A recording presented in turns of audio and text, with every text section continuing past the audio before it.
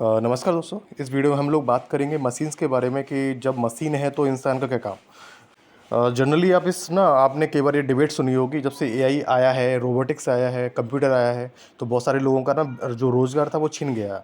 तो जब जब मशीन काम करेंगी तो लोगों के पास काम करने के लिए क्या होगा, तो उसी चीज़ के बारे में पूरा टॉपिक है ये। तो एंड इसमें हम लोग बात करेंगे बहुत सारी विजिबल एंड नॉन विजिबल जो फैक्टर हैं बेरोज़गारी के लिए, जो फैक्टर जिम्मेदार हैं उनके बारे में।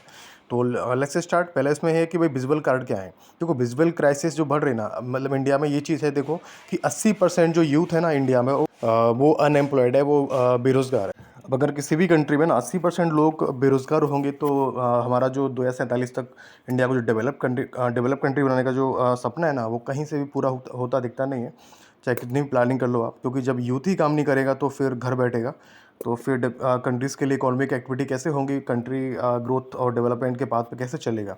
एंड मैनी अब ये चीज़ और है कि भाई लोगों के पास डिग्रीज तो हैं, लोगों के पास डिग्री है, कॉलेज से ले रखी है, लेकिन जॉब नहीं है, कोई जॉब नहीं है, कोई काम नहीं है। एंड इंडिया में ना हर 3 में से जो एक यूथ है वो नीट का शिकार है। नीट मतलब नॉट इन एम्प्लॉयमेंट, एजुकेशन और ट्रेनिंग।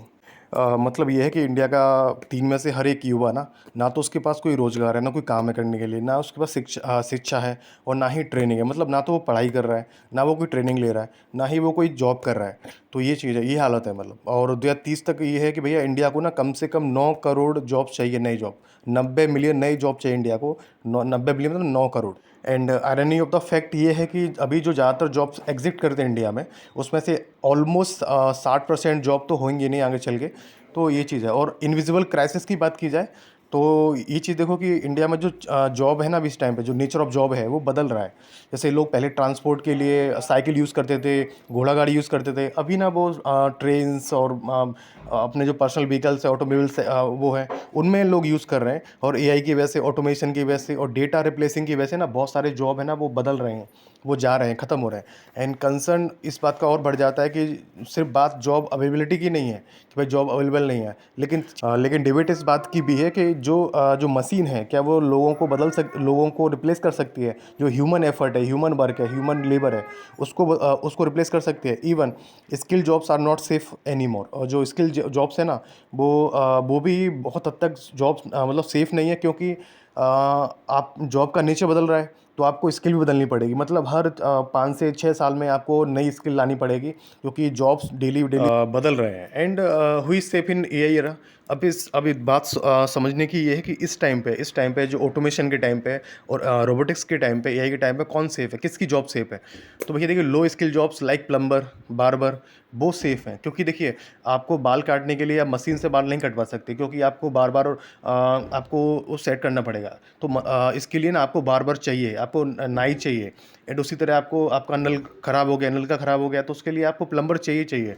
तो ये चीज़ है कि जो लो स्किल वाली जॉब है ना, वो सेफ़ हैं सिर्फ, but may not be safe for ever. लेकिन ये भी ना ऐसा नहीं है कि लाइफ टाइम के लिए सेफ़ रहेंगी। हो सकता है कि 10 साल बाद ऐसी कोई टेक्नोलॉजी आ जाए, ऐसा कोई तकनीक आ जाए कि वो इस चीज़ को भी रिप्लेस कर सके। या फिर जैसे मैंने बताया कि जॉब का जो नेचर है वो बदल रहा है, या लोगों की जो डिमांड है वो बदल रही है, तो उस चीज़ की ज़रूरत ही ना पड़े। And high skill but routine jobs at high risk.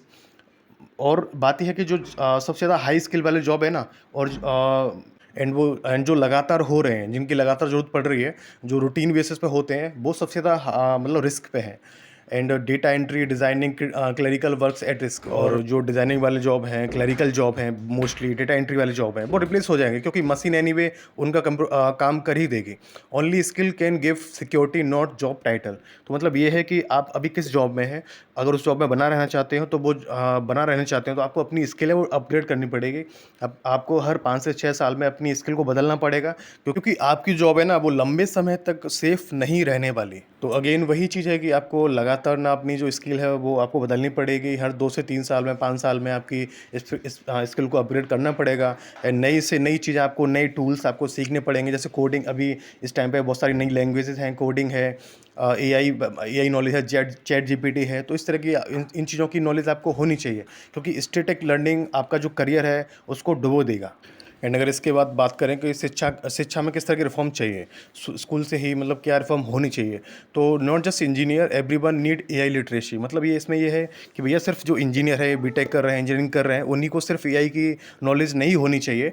हर किसी को थोड़ा बहुत जो एक होता है ना बेसिक नॉलेज एआई का होना ही चाहिए। जैसे जैसे आर्टिस्ट हैं, टीचर है, नर्सेस है, इनफैक्ट जो किसान हैं उनको भी एआई की नॉलेज होनी चाहिए। जिसकी वजह से ना बहुत सारे जो एप्लीकेशन है, गवर्नमेंट बहुत सारी एप्लीकेशन निकालती है उनके फ़ायदे के लिए, उनको समझ पाएँ, उनको सीख पाएँ। And training should start from school level. And जो ट्रेनिंग है वो स्कूल लेवल पे ही, स्कूल जब लोग बच्चे होते हैं ना उसी टाइम पे स्टार्ट हो जानी चाहिए उनकी। And colleges must teach practical skills. और कॉलेजेस को चाहिए कि वो सिर्फ थ्योरेटिकल नॉलेज ना दें, सिर्फ किताबी ज्ञान ना दें, वो किस नॉलेज पे सिर्फ बेस्ड ना रहें, वो जो प्रैक्टिकल नॉलेज है उसको भी उनको देना पड़ेगा, जिससे लोगों को समझ में आए कि क्या चीज़ चल रही है और क्या चीज़ बदलने वाली है। एंड इंटर डिसिप्लिनरी जो अप्रोच है उसकी ज़रूरत है। मतलब ऐसा नहीं है कि आप अगर बीटेक आपने कर लिया है तो आपको सिर्फ मशीन्स के बारे में नॉलेज होनी चाहिए, आपको कोडिंग के बारे में नॉलेज होनी चाहिए, आपको मे बी आपको दूसरे भी जो टूल्स हैं वो आपको आने चाहिए, आपको दूसरी लैंग्वेज आनी चाहिए।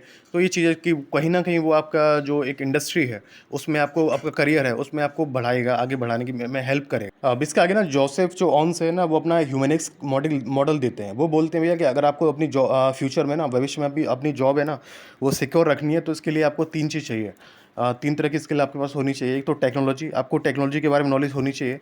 आप जो अभी जो चल रहा है ना, उसके बारे में आपके पास प्रॉपर डेटा होना चाहिए।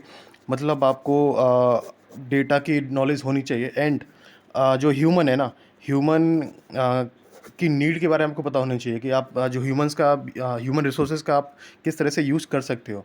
तो ये चीज़ है कि टेक्नोलॉजी, डेटा एंड ह्यूमन, वो किसी भी कंट्री को आगे बढ़ाने में अगले 20 से 25 साल में काफ़ी हेल्प करेंगे। एंड इसके अलावा टेक्निकल मतलब वही है कि work with machines and tech tools, data makes decision from inside.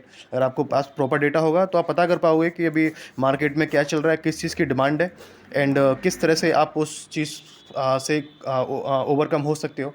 And humans के पास ना बहुत सारी जो स्किल्स हैं, या बोलूँ मैं आपको ना, जो बिहेवियर है, जैसे एम्पैथी, क्रिएटिविटी, वैल्यूज़, उनके उनके अंदर वो होनी चाहिए, जिससे इंडस्ट्री में सर्वाइव करने के लिए उनके अंदर एक no short of emotional intelligence उनकी होनी चाहिए। And this can not be done by machines. और ये ना चीज़ मशीन से नहीं हो सकती है, इसके लिए ह्यूमंस को अपने ऊपर काम करना पड़ेगा, जैसे बताया। एंड इसके बाद इकोनॉमी को आगे बढ़ाने के लिए एक नया मॉडल है माइक्रो क्रेडेंशियल्स का। मतलब आपको ना अब आपको ना बड़े बड़े कोर्स करने की जरूरत नहीं है। बीटेक, आपको 4 साल का बीटेक करने की जरूरत नहीं है, आपको 5 साल का मेडिकल नॉलेज लेने की जरूरत नहीं है। आपको ना अगर जॉब चाहिए अच्छी अच्छी स्किल, तो आपको ना आप छोटा मोटा कोर्स करके एक अच्छी स्किल ले सकते हो और एक बड़ा इम्पैक्ट डाल सकते हो। जैसे आप कोडिंग सीख जाओगे, आप कोडिंग बोलते हैं ना कि आप 6 से 1 साल में ना बहुत अच्छी कोडिंग सीख जाओगे, जो आपकी डेटा प्रोसेसिंग में, आपकी एआई में बहुत काम आती है, एंड आपको बहुत अच्छा एक क्रेडिबिलिटी वाला जॉब प्रोवाइड कर सकती है। And multiple credentials better than one world की डिग्री। और वही है कि अगर आपको ना सिर्फ एक ही आपके पास डिग्री है, एक सेक्टर में आपके पास नॉलेज है, उससे बेटर है कि आपके पास मल्टीपल सेक्टर में नॉलेज हो, जिससे आपको कहीं ना कहीं आपको जॉब मिलने के चांसेस ज़्यादा हो।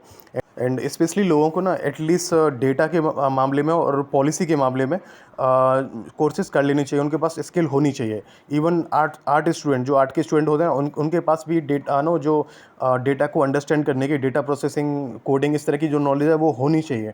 और यूरोप और यूएसए, इस तरह के जो मॉडल है ना, उनको ऑलरेडी वो इनके ऊपर काम कर रहे हैं, इसीलिए वो कहीं ना कहीं वो यूरोपियन कंट्री और यूएसए डेवलप कंट्रीज हैं। एंड लाइफ लॉन्ग लर्निंग की बात करें तो करियर का देखो, कोई अगर आपको इंश्योरेंस करवाना है, आप चाहते हो कि लाइफ टाइम के लिए आपकी जो जॉब है सिक्योर रहे, तो इसके लिए ना एमबीए हर बार नहीं चलेगा। आप ऐसा नहीं कर सकते कि आप हर बार एमबीए, बीटेक ऐसी डिग्री लेके आप बैठ जाओ और आपको लगे कि आप लाइफ टाइम के लिए आपका जो जॉब है ना वो सिक्योर हो गया, आपकी जॉब नहीं जाएगी। तो ऐसा नहीं है। माइक्रो क्रेडेंशियल्स आपके पास होनी चाहिए। आप अपनी जो स्किल है उसमें आप फास्टर होनी चाहिए, शार्प होनी चाहिए। आपको मल्टी डिसिप्लिनरी अप्रोच पे काम करना पड़ेगा। मतलब आपको मल्टीपल जो स्किल्स आपके पास होनी चाहिए।